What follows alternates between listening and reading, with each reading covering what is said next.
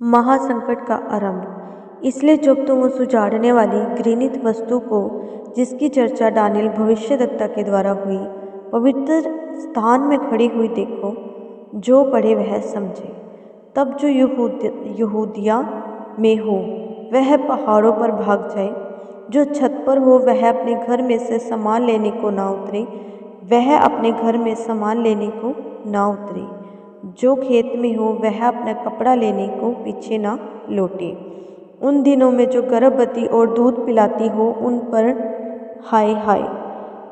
प्रार्थना किया करो कि तुम्हें जाड़े में या सबत के दिन भागना ना पड़े, क्योंकि उस समय ऐसा भारी क्लेश होगा जैसा जगत के आरंभ से ना अब तक हुआ और न कभी होगा।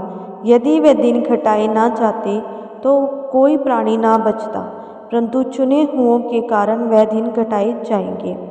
उस समय यदि कोई तुमसे कहे, देखो मसीह यहाँ है या वहाँ है, तो विश्वास न करना, क्योंकि झूठे मसीह और झूठे भविष्यद्वक्ता उठ खड़े होंगे और बड़े चिन्ह और अद्भुत काम दिखाएंगे, कि यदि हो सके तो चुने हुओं को भी भरमा दे। देखो, मैंने पहले से तुमसे यह सब कुछ कह दिया है।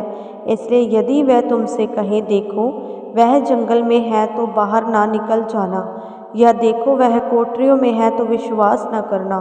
क्योंकि जैसे बिजली पूरब से निकलकर पश्चिम तक चमकती है, वैसे ही मनुष्य का भी आना होगा। जहाँ लोथ हो वहीं गिद्ध इकट्ठे होंगे। मनुष्य के पुत्र का पुनर्आगमन।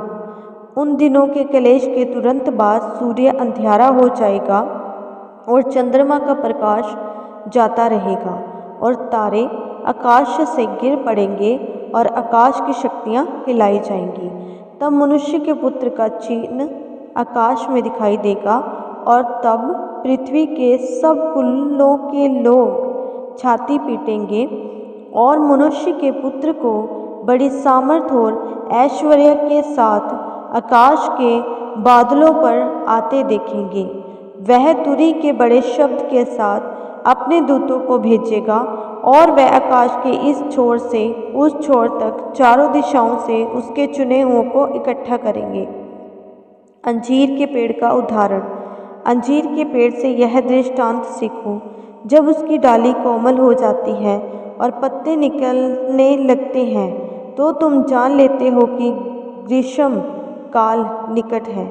इसी रीति से जब तुम इन सब बातों को देखो, तो जान लो कि वह निकट है, वरन द्वार ही पर है। मैं तुमसे सच कहता हूँ कि जब तक ये सब बातें पूरी ना हो लें, तब तक इस पीढ़ी का अंत नहीं होगा। आकाश और पृथ्वी टल जाएंगे, परंतु मेरी बातें कभी ना टलेंगी। जागते रहो। उस दिन और उस घड़ी के विषय में कोई नहीं जानता, न स्वर्ग के दूत, न मनुष्य, न पुत्र, परंतु केवल पिता। जैसे नूह के दिन थे, वैसे ही मनुष्य के पुत्र का आना भी होगा। क्योंकि जैसे जल प्रलय से पहले के दिनों में, जिस दिन तक कि नूह जहाज पर ना चढ़ा, उस दिन तक लोग खाते पीते थे और उनमें विवाह होते थे, और जब तक जल प्रलय आकर उन सबको बहा ना ले गया, तब तक उनको कुछ भी मालूम ना पड़ा। वैसे ही मनुष्य के पुत्र का आना भी होगा। उस समय दो जन खेत में होंगे, एक को ले लिया जाएगा, दूसरा छोड़ दिया जाएगा। दो स्त्रियां चक्की पीसती रहेंगी, एक ले ली जाएगी और दूसरी छोड़ दी जाएगी। इसलिए जागते रहो, क्योंकि तुम नहीं जानते कि तुम्हारा प्रभु किस दिन आएगा। परंतु यह जान लो कि यदि घर का स्वामी जानता होता कि चोर किस समय किस पहर आएगा, तो जागता रहता और अपने घर में सेंध लगने ना देता। इसलिए तुम भी तैयार रहो, क्योंकि जिस घड़ी के विषय में तुम सोचते भी नहीं हो, उसी घड़ी मनुष्य का पुत्र आ जाएगा। विश्वास योग्य दास और दुष्ट दास। वह विश्वास योग्य और बुद्धिमान दास कौन है, जिसे स्वामी ने अपने नौकर चाकरों पर सरदार ठहराया कि समय पर उन्हें भोजन दे।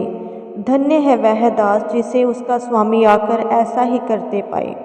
मैं तुमसे सच कहता हूँ, वह उसे अपनी सारी संपत्ति पर अधिकारी ठहराएगा। परंतु यदि वह दुष्ट दास सोचने लगे कि मेरे स्वामी के आने में देर है और अपने साथी दासों को पीटने लगे और पियक्कड़ों के साथ खाए पिए। तो उस दास का स्वामी ऐसे दिन आएगा जब वह उसकी बाट ना जोता हो और ऐसी घड़ी जिसे वह ना जानता